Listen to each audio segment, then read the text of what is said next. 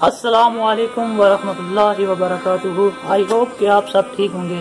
عید الاضحیٰ کے موقع کے اوپر کافی ویڈیو آپ نے دیکھی ہوں گی، ایک ویڈیو اور آپ کی بارگاہ میں لے کر حاضر ہوا ہوں۔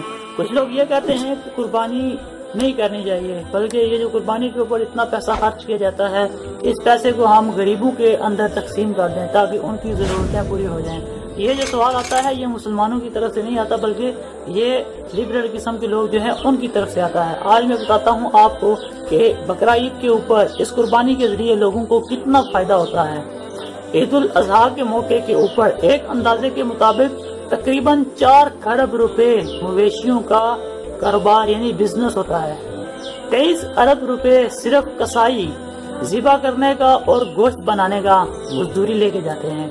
3 ارب روپے سے زیادہ مویشیوں کا چارہ کسان فروخت کرتے ہیں۔ پاکستانی کاروبار کی دنیا کے اندر سب سے بڑا کاروبار، سب سے بڑا بزنس عید کے موقع کے اوپر مویشیوں کا ہوتا ہے۔ نتیجہ غریبوں کو مزدوری مل جاتی ہے، کسانوں کا چارہ فروخت ہوتا ہے، دیہاتوں کے مویشیوں یعنی جو دیہاتوں سے لوگ مویشی بیچتے ہیں ان کو اچھی قیمت کے اندر مویشی جو ہے وہ فروخت ہو جاتے ہیں۔ بعد ازاں بکرے کا گوشت بہت مہنگا ہوتا ہے، لیکن عید کے موقع کے اوپر ایک غریب بندہ بھی بکرے کا گوشت آسانی سے کھا سکتا ہے، یعنی عید غریبوں کے لیے فری میں گوشت بھی مہیا کرتی ہے۔ اس کے بعد کھالیں جو ہوتی ہیں، اس سے کئی 100 ارب روپے کا بزنس ہوتا ہے۔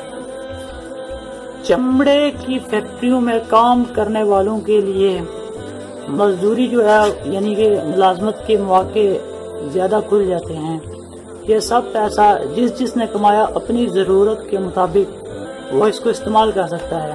اگر صرف پیسہ اس کی جگہ غریبوں میں تقسیم کیا جائے تو صرف غریب استعمال کر سکتے ہیں۔ اگر قربانی کے ذریعے یہی پیسہ جو لوگ کما رہے ہیں وہ اپنی ضرورت کے مطابق اس کو استعمال کر سکتے ہیں۔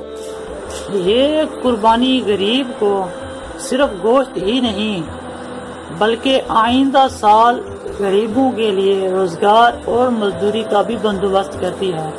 دنیا میں کوئی ملک امیروں کے اوپر لاکھوں کروڑوں اربوں خربوں روپے ٹیکس لگا کر بھی غریبوں کے اندر اس طرح کا سسٹم کے ذریعے غریبوں کے اندر اتنا وہ فنڈ یا ٹیکس تقسیم نہیں کر سکتے جو طریقہ میرے اللہ تعالیٰ نے بنایا ہے۔ مسلمان صرف ایک اللہ کے حکم اتنا زیادہ یعنی اللہ کی راہ میں خرچ کرتے ہیں۔ اکنامک کی زبان میں اس کو سرکولیشن آف ویلتھ کا ایک ایسا چکر کہتے ہیں کہ جس کا حساب لگانا مشکل ہی نہیں ناممکن ہے۔ امید ہے آپ کو ہماری ویڈیو پسند آئی ہوگی۔ اس ویڈیو کو لائک کریں اور زیادہ سے زیادہ شیئر کریں۔ اللہ حافظ۔